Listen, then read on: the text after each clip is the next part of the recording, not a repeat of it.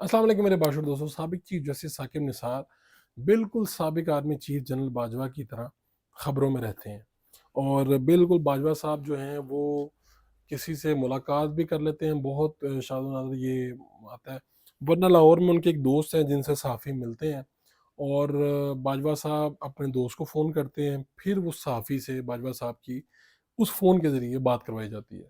لیکن ثاقب نثار ذرا صاحب مختلف ہیں، ان کی ریٹائرمنٹ پہلے ہو چکی تھی، اور ثاقب نثار صاحب لاہور میں مختلف صحافیوں سے ملاقاتیں کر رہے ہیں، ڈیجیٹل کے بھی ہیں، دوسرے بھی. تو پچھلے کل ہی پرسوں میں ہم نیوز کے جو ہیں شاہ زیب صاحب، ان سے ملاقات ہوئی. انہوں نے مختلف باتیں کی.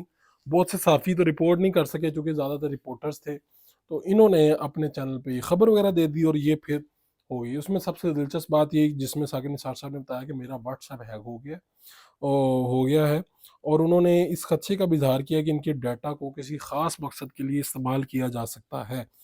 انہوں نے یہ بھی کہا کہ یہ چند روز قبل ہوا تھا، ریکور نہیں ہو سکا.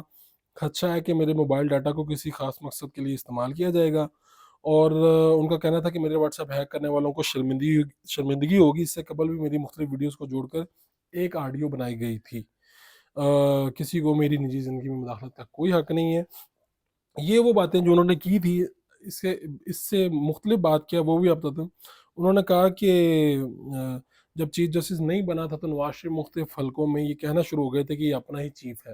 میں نے پاناما کیس میں خود کو بینچ سے الگ کر لیا تھا. انہوں نے یہ کہا کہ اگر کے پی ایل آئی یعنی یہ جو ہاسپٹل ہے جس کا شہباز شریف صاحب نے بنایا تھا، کہ سربراہ کو ایک پیر کے کہنے پر لگایا گیا، ملک کے مسائل کا حل الیکشن میں ہے، اور میں نے غلط فیصلے کیے ہوں گے، یہ بھی ان کے منہ سے نکلا. اور انہوں نے کہا کہ میں اب کسی کو انٹرویو نہیں دوں گا. میرے مرنے کے بعد ایک کتاب شائع ہوگی جس میں تمام حقائق ہوں گے، 1997 سے لے کے چیف جسٹس تک بننے تک کی ساری کہانی اپنی کتاب میں لکھوں گا. پچھلے کئی مہینوں سے یہ ملاقاتیں کر رہے ہیں لاہور کے صحافیوں سے.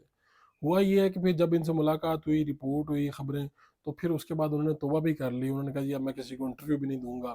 اور ایک تو یہ کہ نواز شریف صاحب مجھے اپنا جج سمجھتے تھے. دلچسپ بات یہ کہ یہ بھی چونکہ لاہوری ہیں. ایک دفعہ ہمارے ایک رپورٹر جو ہیں انہوں نے ان کے کوئی کزنز تلاش کر لیے تھے جو اندرون لاہور میں یہ پائے شائے اور یہ لگاتے تھے، صبح کا ناشتہ ان کا تھا، تو یہ بھی لاہوری ہیں. اور ظاہری بات ہے لاہور میں رہے ہیں اتنی ان 25-30 سالوں میں. جب وہ جج بھی رہے، اس سے پہلے وکیل بنے، تو یہیں سے ان کی اٹھان تھی. تو ظاہری بات ہے یہ کیسے ممکن ہے کہ نواز شریف صاحب اور ان کے جو باقی لوگ ہیں، جو پرانے لوگ ہیں، وہ ان کو یا یہ ان کو نہ جانتے ہوں. تو ابھی عمران خان صاحب نے انہیں واٹس ایپ بھی کیا تھا. عمران خان صاحب نے ان سے رابطہ بھی، ان کا اور ان کا رابطہ مسلسل ہوتا رہا. نواز شریف صاحب یہ کہتے ہیں، مریم نواز صاحبہ یہ کہتی ہیں کہ یہ وہ کریکٹر ہے جس نے ہمیں نکالنے میں کردار ادا کیا، یہ مل کے اسٹیبلشمنٹ کے ساتھ ہمیں نکالا اس نے.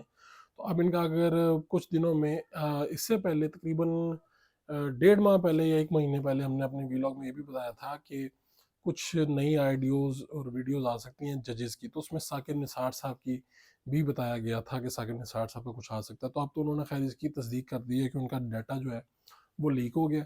کچھ بھی ہو سکتا ہے، کسی بھی وقت میں ان کا وہ جو ڈیٹا ہے وہ نکل سکتا ہے. اور عمران خان صاحب کے ساتھ خاص طور پہ جو ان کی باتیں کی گئی ہیں، رابطے کیے گئے ہیں، جو باتیں کہی گئی ہیں، ظاہری بات ہے وہ ایک راز ہے. جس طرح سے نواز شریف صاحب باہر گئے کو باہر کیا گیا ہے، تو اگر اس سے ریلیٹڈ کوئی بات ہے تو وہ اس میں سے نکال کے جنہوں نے بھی واٹس ایپ ڈیٹا ان کا ہیک کیا وہ شاید چند دنوں میں آپ سب کے سامنے آ جائیں کسی آڈیو یا ویڈیو لیک کی صورت میں.